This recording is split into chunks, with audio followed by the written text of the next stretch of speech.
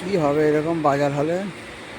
বাজার তো খুব খারাপ, একটা কাস্টমার নেই, শুধু একা বসে আছি।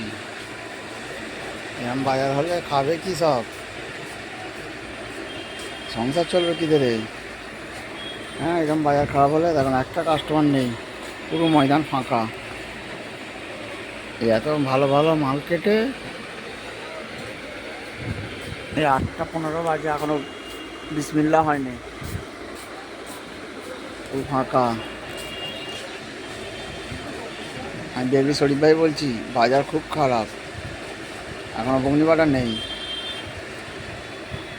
পুরো রাস্তা ফাঁকা, একটা কাস্টমার নেই, লোক নেই, দেখো না,